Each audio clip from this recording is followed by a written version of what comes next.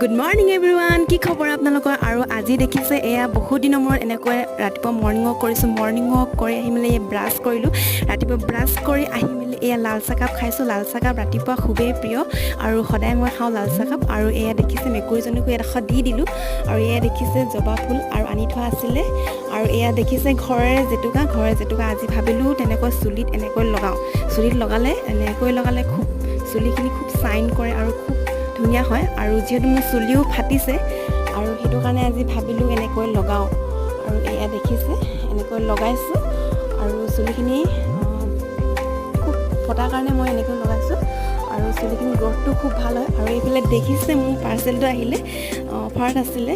আৰু দেখিছে এয়া চাওক আপোনালোকে।